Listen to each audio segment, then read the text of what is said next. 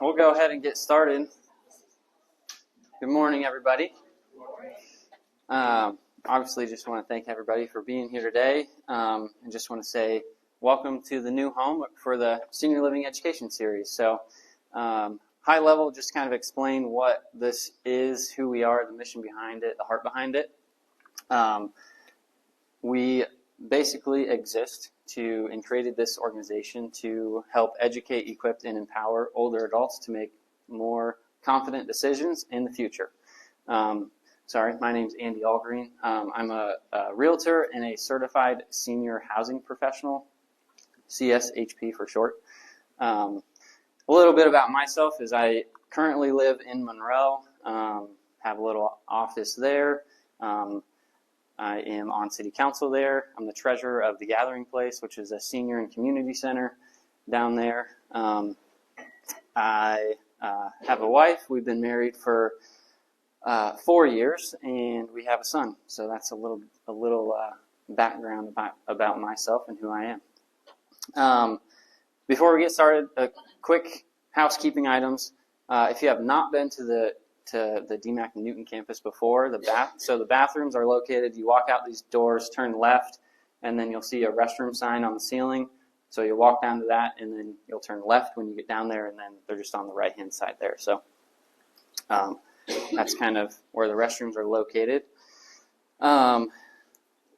So just to take a moment to kind of explain stuff a little bit here. So in more about the Senior Living Education Series. So basically, in our eyes, viewpoint, perspective, we are a little different than most seminars or events or presentations that you might go to. In that many times you kind of go to a seminar and you know that kind of the person that might be presenting might be trying to sell you something or trying to get you to buy something or X, Y, and Z, and that is not what these are about at all. Our goal is to make this place a place of just an environment of learning and a place for community support, so where you feel comfortable so you can ask us any questions. No pressure, no sales, or anything like that. So every seminar is completely free to attend, open to the public. Anyone can come. The reason that they are free and how that is made possible is by our education partners, which are over there. And I will have each education partner stand up as I say your name and then who you're kind of associated with. So I'll have Montessa Brown with Hearthstone stand up first, please, and just kind of wave. And then Miranda Caldwell with Newton Village. And then Lisa Zylstra with Park Center. And all three of our education partners kind of have the same heart and mission behind education and how we just want to support older adults in that aspect. So very grateful for their partnership in these and just allowing us to keep these free to the community. So after today's seminar and before seminars going forward, they will be here beforehand and after each seminar. So feel free to ask them any questions, use them as a resource. That's why they're here. You're not going to find something that you won't find on the tables is sign-up sheets to sell you something or whatever. They'll have informational flyers, brochures and things, just provide education about who they are and what they do. All three are senior living communities. Obviously, Park Center and Newton Village are in Newton, and then Hearthstone is located in Pella. So that's a little bit about our education partners there. Next item is we do also have in so we've been running the seminars since January of 2025, so about a year and a few months. In this past January, starting this year in 2026, we did create customized 3-ring binders. And you should have gotten one as you came in. If you did not get one, you can just let me know, and then we can get you one, but I think everybody has one. So essentially what those are is just to help keep you organized, take notes. Inside you'll just have the first page there should be a 12-month schedule of the titles of what each seminar is going to be about. And then obviously as you flip through, you'll have the actual flyer, gives a little bit more details about what it is. And then you'll have a note section as well. So we kind of were trying to put ourselves in your guys' shoes and just think about like the best way to keep your notes organized and just have like a personal reference point that you can come back to if you have questions about things like that. So that's the overall purpose of those. Another thing that we have going, so we are trying to implement more community tours, senior living community tours, and workshops. So something that we have come up with our education partners with Park Center in Newton Village, we're going to do a education partner tour. So we're on Wednesday, June 17th. If you want to mark your calendars for that day, we're going to do a tour of Park Center. It's going to start at 9 a.m. We'll do a light breakfast there, tour of the community, so you'll kind of get a little taste of kind of what they have to offer as far as food. And then we'll get to tour the community and see what they have to offer as far as just amenities and living spaces. And then we'll do the same thing at Newton Village and go from Park Center to Newton Village, have a light lunch, tour the community, see what they have to offer as well. In my opinion, here's kind of why this matters. So most people only think about like touring a community when they're feeling pressure, whether it's coming from a spouse, family, friends, or kind of whoever's around you.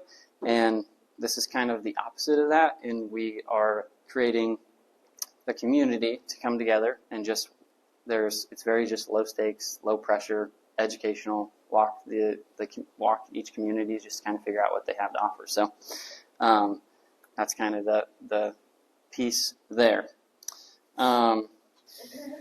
Next is I just kind of wanted to, for those that have not been to the Senior Living Education Series before, obviously this is our first time here, so I wanted to give a recap of kind of where we were, where we are, and then where we're kind of going to be going. So we obviously had January and February, and then March, and then April and May, we're doing a 3-part downsizing series. So obviously today is downsizing part 2. And kind of just want to explain how they all connect. So March was part 1, and essentially it's a 5-step downsizing process is kind of what our team has. So the first step is creating a plan, figuring out that, and then figuring out how to actually have the conversations with your family and friends and how to navigate those, how to start them, and do that. So those are the first 2 steps. And then step 3 and 4 is what we're going to cover today, which is part 2, and how to build your team and tackle your stuff. So we'll kind of talk about who you kind of need around you, what professionals kind of do in kind of how to get rid of your stuff, and then how to like actually start making progress with your belongings without feeling overwhelmed. Because there's some people that have lived in their house a long time and they have a lot of stuff. So we're going to kind of explain that. And then next month we'll be downsizing part 3, how to settle in and start your new season well. And that's the 5th step in the downsizing journey. And we'll talk, and that's how we'll kind of wrap up the series. And we'll really just look at like how you actually can adjust emotionally, socially, and practically, how to build different routines, and then stay connected with your community that you found yourself in, whether you're in a senior living community or if you downsize to even just a smaller house, and how to connect with neighbors and just the community that you find yourself in. So that's kind of where we're headed there. So it's 3 months and one complete picture there. So another thing I did want to mention is we record all of the seminars if technology cooperates with us. So we record them and then we post them on our YouTube channel, and that's called Iowa Senior Living. So if you miss any of them, you can always go back and just rewatch them that way. So you just go to YouTube and type in Iowa Senior Living, and then search the whatever the title is, and you can find it in the 3-ring binders or whatever. So it'll be on there. So yeah, for today, we'll go ahead and I'll have our panelists come up and dig into today's topic, which is downsizing part 2, how to build your team and tackle your stuff. So we'll dig into the panel discussion, and kind of how we run these is normally do like panel discussion. So I moderate. We come up with a list of questions that are kind of more that feel practical to the audience and to the people that are coming. And then if we have time at the end, we'll also do a Q&A session. So if you have any specific questions, you can hold your questions until we get to that point, and then you can ask them at that time. If we don't happen to have time, typically the panelists will stick around afterwards as well, and then you can have a conversation with them afterwards. So they're here to be a resource as well. And with that, we'll dig into it.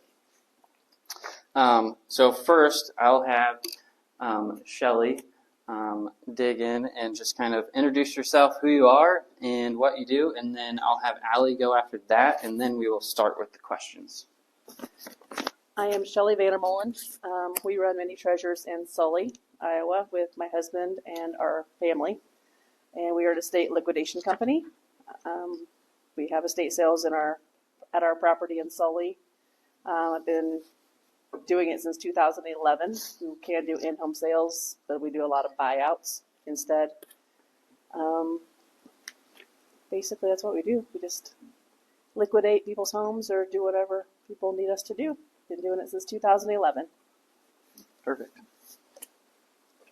Hello, my name is Allie Marshall. Is this on? It doesn't seem to be on. Test one. You might have to hold it just a little closer. Okay, I'm Allie Marshall, and I own a business called Monty Halls. I am one of 6 senior move managers that serve the state of Iowa, and that is a trademark term, meaning that I have a NASA membership, which is kind of a professional organization that has developed best practices and standards for the industry. And what we really hope to accomplish in your journey processing your belongings is to help reduce relocation distress. And basically, my work involves anything involving household contents. And my services are somewhat a la carte. You can choose as many services or as little services as possible. And I started this business as a result of having the unfortunate privilege of being present for the end of life of both my parents and my mother-in-law, and just going through the whole journey with them. And caregiving in this way, in this manner, is very challenging, and there's lots of dynamics to it and lots of things. So what Monty Halls offers everyone of any age is a chance to really coordinate your belongings, your things, and to provide you with help on your terms. Perfect. I'll actually go into the next question here with you, Allie. So obviously, senior move manager is the role that you play in the business. So your work often can kind of overlap with like organizing things, moving things, sometimes staging for realtors, which is what we do. So how would you kind of define your role so clients understand like the value kind of that's there? I would say first and foremost, I am present to be what you need me to be. I'm going to listen very carefully what your goals are, what your needs are, your values, and what timeline you need to work with. As far as that, the rest of the stuff is relatively easy. Managing, whether it's emptying a house in a very short period of time, a couple of days, that's a matter of manpower and money. But if there's something that's a longer term project, or you are moving from one location to another, my services can include everything from packing to unpacking to floor planning. While we're doing that, we can do very elaborate inventories for insurance purposes or estate distribution, or a way to communicate with your heirs what property they may like to have. Really, it's as much or as little as you want involving household contents. But because I am offering specific timelines and everything, I often take on the role of a bit of a project manager, because while I may be attending to the contents of your sock drawer or your kitchen utensils, I need to know how important contact paper is to you, and that may involve what are the contractors doing on the other end, and what's their timeline, and when will they be done painting the cabinets. And so I find myself coordinating with many other professionals in other positions, and many things are going to be outside of my scope, and so I can take on the role of a coordinator for you and make sure the appropriate details are handled as you like. And then, just kind of follow up. Similar question to with Shelley. As we have conversations just with different estate sale companies, it seems like everybody kind of has their own little, niche kind of thing that they do that's a little bit different. So can you kind of walk us through how you're a little bit different and how you kind of handle estate liquidation? We treat every house is unique. Every family situation is unique. Sometimes their families are not here. So we work closely with the people that we're working for, obviously. You take what you want out of your houses, basically, and we come in and finish the rest. So you have a cupboard in there, and you just take your 2 glasses, the rest stays there. You don't have to move everything out. We just empty homes. So whatever each individual needs are, we try to fill those needs with your moving of your liquidation of your process there. Mm-hmm. And then to kind of continue into that, so thinking about building like a team around you, when would you say is the right time to bring someone like you, estate liquidation, into the process? And like what mistakes have you seen in the past if people do wait too long? The sooner the better. If you're thinking about a move, call us before or during your call with your realtor. People wait too long, and then I can't fit you in the timely manner. We get a lot of, I got to be out of my house in 2 weeks situations, and that is just too late for us a lot of times. So the sooner the better. Then we can get you on a schedule, and we can get the process done. Yep, perfect. And then, kind of similar as well, Allie. So like as a senior move manager, how do you help clients kind of understand overall process, timeline, sequence of events, and kind of how like you juggle that with clients in that conversation? I have to resort back to, again, this is going to be a very individual thing, because if you are facing a catastrophic health diagnosis, the first people you're going to need to have on your team are probably legal and healthcare. But if you have the luxury of attending the senior education living seminars and you are planning well in advance, then I would say, it's not maybe critical who the first person is, but rather holistically that you have key individuals who are going to help you with your financial planning, with your destination, whether you're going to a community or whether you are looking to just downsize to a smaller house, or if you're moving across the country. Senior move managers can help you coordinate moves nationally. So I guess it's going to depend on what your goals and objectives are, the order in which you bring people onto your team. But having clarity of your needs and your goals are things to really be looking at first and foremost. Yep. And it kind of goes back to the last month where it just starts with creating the plan, and then in my opinion, having the conversation with family, friends, because that conversation can be difficult. And I repeat this probably every single seminar, but hard conversations are healthy conversations. So it's figuring out family dynamics and just having those conversations. Okay, I think now to kind of transition into thinking, I've lived in my home for 30, 40, 50, 60 years, and I've accumulated a bunch of stuff. So when someone, we'll go Allie again here. So when someone looks at their house full of stuff, and it's just like how do we practically actually get rid of this stuff? So when they feel stuck, so what would you say is kind of the first step in what you take to kind of guide them on just practical steps on where to start?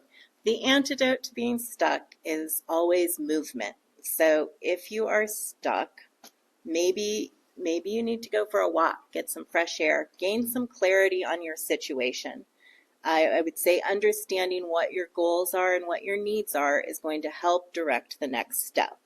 And as for a very mini, practical, probably easy thing that most all of us can do is grab a garbage bag and fill it up. We all have probably some expired spices in our house of 30, 40 years. I have found decade-old paprika.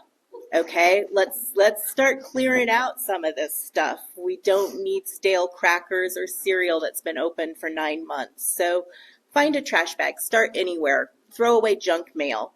But in the process of filling up that trash bag, whether you pick a Hy-Vee sack to fill up and discard, or you get courageous and fill up a contractor bag of garbage, start somewhere, and identifying the trash that you can let go of easily often gets your decision muscles flexed, and it begins to make sense what your next steps should be. Can help create the momentum to kind of continue forward there. Shelley, when families are deciding what to keep, sell, and or donate, when they're looking at their house that has items in it, what do you have any advice, framework that you give clients on just recommendations on how to decide what to do with certain things? We're big on family first. So make sure your family gets what they want before we come in. It's easier for us to walk around. So we come in and assess. We're different that we buy out we can buy out. So you get your stuff, your family gets their stuff out that they want, and family first, always. And then we will come in and assess the rest. You do not have, we will donate. We bring it back to our building. We will donate stuff to churches for you or thrift stores that are local. We do local thrift stores. But we buy it out and then we just pay you what we think it's worth. Basically, like she said, you can start little or you don't have to. We will empty your home for you. Just you take what you want and we will empty the rest. We just did one in Pella for Andy, and they moved, and we liquidated the rest. Yep. I'm sorry, who are We are with Many Treasures in Sully. Many Treasures? Yes. Sully. Yes. And what exactly do you do? We're an estate sale liquidation business. Yep. And they'll be here afterwards, so we can ask them questions after. So no worries. And then, to follow up with on what you said, Shelley. Yes. So I've actually worked with both of you guys on two different deals. So it's situational. It's what does each client want? So that client in particular, they were moving into a senior living community and had the conversation with family members, and they were, got their things out and photos and personal belongings, whatever they wanted, and then your company went in there and just cleared out the rest and then had it deep cleaned and put on the market. So that's kind of how that process was. And then Allie and I did one in July of last year, and it was just a different situation, and they wanted to be a little bit more hands-on with things. And so, it was just all situational, kind of like what we also like to, if you're moving to a different house or whatever, give yourself a little time. Get moved. Give yourself a little time. Mm-hmm. We don't go in until a couple weeks. You might want something else out of your house, or you might not want that table you brought to your new house. So, just give yourself some time to let dust settle a little bit, get situated before we go in and start removing. Yep. Always recommend, if you have the opportunity to be able to move into the space where you're going to be, and then you have time to figure out, okay, what's actually going to fit? What do I actually need? What don't I need? And then you can go from there. So next topic to kind of go into is avoiding common mistakes or conceptions. So Shelley, from your experience, what would you say are the biggest misconceptions people have about the actual value of their belongings and or just this process? Don't throw anything away unless I come see it first. you'd just be surprised what is valuable and what isn't. So just let us see it before you throw it away. Value is worth whoever's willing to pay for it. I mean, Yeah. it just, things come and go. I've done this long enough that Pyrex is really high 1 month and 6 months later it's not worth anything. So things come and go really quickly. Glassware's rebounding a little bit. It was not good 6 months ago. So there is hope and things do come back, but what you paid for it is probably not what you're going to get out of it. So Yep. Another thing too, I kind of would follow up with as well is, I would say that kind of when thinking through the estate sale process, the goal necessarily isn't to make a whole lot of profit on it. The overall goal is to empty the house, because the items probably aren't going to be worth what you think they are compared to whatever the market says it is. And yeah, the goal is not necessarily profit, but to kind of help get the house emptied out. and we tailor like I say many times, every situation is different. So you can't talk to your neighbor and they had this done at their house. Well, it's going to be different with your house. So everything is tailored differently. Yep. And then, Allie, trying to just avoid common downsizing mistakes as well. So are there any situations that you see that tend to create more stressful environments or delays, and how can people kind of try to avoid that? I would say most of the delays that I have witnessed have been a result of maybe not having your team adequately prepared or prepped. It's usually whether you have thought that you could rely on a certain amount of volunteer, free, or family help, and then when push comes to shove down to the wire, they're not showing up. That's a common delay.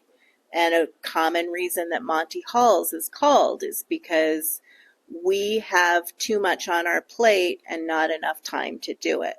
And I will tell you, since you guys are all, I would say you are a group of planners and preparers. You're here to learn about the realities of these circumstances. Those are the most expensive kind of crisis situations to be in. So the best way to delay or to avoid the delays is to, plan properly for what you need. Understand clearly what you are capable of, what roles you want to have in your moving process, and then find capable people. Probably professionals, in my opinion, are going to be reliable, because then you might have properly insured people. You have people that care about their business reputation and contracts and making a commitment to actually meet your goals in a timely fashion. So, but it boils down to be aware of who your team is and what roles can be expected of those you choose. Yep, I would say, there's always an option of doing it yourself. So it's like the same thing with selling real estate. You can do for sale by owner if you want to go that route. It's just basically time versus money on that side of things, and kind of where you want to put your money and or time. And then to kind of follow up on the family aspect of it as well, so it's like older generations, they'll have their kids, but then typically their kids have their own kids. So it's like they have to manage typically they're going to be working, so they'll have a job, so they have to manage job plus kids. So it's kind of sometimes a little bit harder for them to help mom and dad kind of make that transition. So absolutely, we've had a big cultural shift in family dynamics, and people live farther apart. Yep. Perfect. So the next kind of section is just how to actually stay organized during the process, because when you're going through and sorting things, it's easy for things to kind of just become a little chaotic and unorganized. So, Allie, what do you have inside of your business and how you help people, do you have any systems or habits that you can recommend someone put in place to help keep the process manageable? I have tons of systems and I have tons of processes, but I do try to pair them to individuals because we all have different styles of managing our homes and we have different capacities for how we order things. So I try to really match different techniques to what's going to personally work for you. I think what Andy might be trying to get at here is, again, planning is everything. Setting aside a specific amount of time on a regular basis to work your plan, whether it's cleaning out zones or really doing whatever advances your mission wherever you're at in the process. It's a very broad question. So if we are downsizing, you might say, I'm going to take donations every week and I'm going to try and fill up my minivan every week and get it full. It depends on, what volume of stuff you plan to reduce. And that should also be part of your plan when you're starting out, is just to kind of get a visual of, I want to reduce my things by 25% or 50% or whatever. So you have some metrics. Yep, I would agree too. I always say, for myself personally, if it's not on the calendar, it doesn't exist. So I always, if I have something that I need to do, I have to put it on my calendar or else I'll forget about it and most likely not do it. So it's that's kind of how my brain works, I guess. But that's kind of what I would recommend too. If you have a calendar, like a physical calendar, write it on there. I'm going to do this it doesn't have to be for 3 hours. You can just do 15 minutes, 30 minutes every week for a month or whatever, and just kind of little progress, like what we talked about before, just to kind of see what that progress can be. And then Shelly, so downsizing can take longer than expected. I always say, something I always say as well is if you have a project that you think is going to take an hour, multiply that by 3, and it's probably going to take 3 hours. That's kind of what I found just with almost anything, remodeling houses and all that stuff. It always takes longer. So how do you guys help families specifically just kind of stay focused and not lose momentum when you might hit a hurdle or a roadblock or something along those lines? We suggest, people go through their homes. We do the blue painter's tape or the green. We have everyone put a piece of tape on the stuff they're keeping. So that end table, that whatever, and then everything in it. They're keeping everything in it. Or this cupboard, you move everything to one cupboard or 2 cupboards or 3. This tape goes on the outside. This is what we're keeping. Everything else can stay. You don't have to pull anything out of cupboards that you're not keeping. Just this cupboard, it stays here. This bed stays here. Whatever. It's just easier for us to see. It's easier for you to see.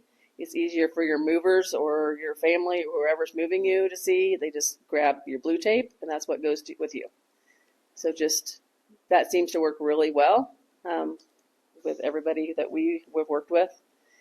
And it helps my team not take what's not supposed to go and just organize that way. Because when we come in, I come in with a team of 10, 12 people, and we just do our thing, and there's no questions when there's stuff marked clearly. Yep. So that is what we suggest. It's the easiest thing. Yep, that's good. That's good. So yeah, we don't have, that kind of wraps up the questions. I guess I would ask both of you as well. So if someone is leaving here today and, kind of just starting the process, thinking about, I have a house full of stuff, is there just one piece of advice that you would give them, maybe something we haven't touched on or something we already have? Yeah. Families. Talk to your families. That's, I have elderly parents too. Talk to your families. That's the main priority in our world. So see what they want. Give it to them now. Mm-hmm.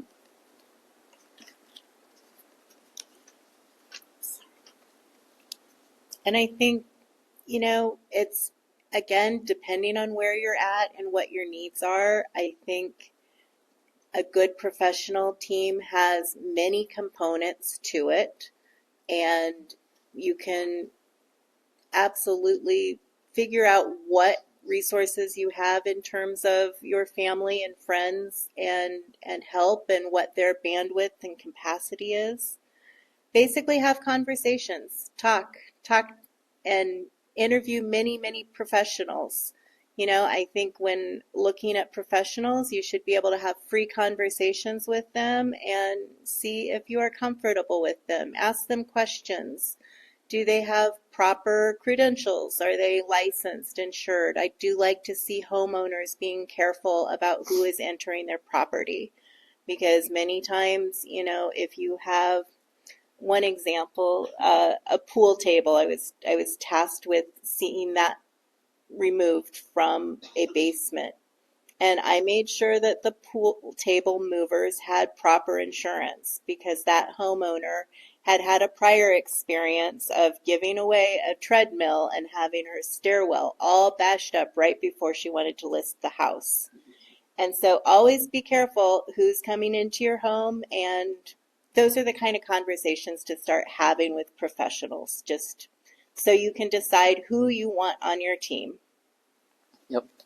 And I would follow up too with that as well. I forgot to say this at the beginning, but kind of a heart behind the senior living education series as well is like when I have conversations with most people, it's like I want to stay in my house for as long as possible, as long as I can, and that's great. That's plan A. And kind of the goal here is to figure out like a plan B or plan C if something happens to plan A. So it's like just something, it just popped in my head real quick, and I just wanted to mention that as well.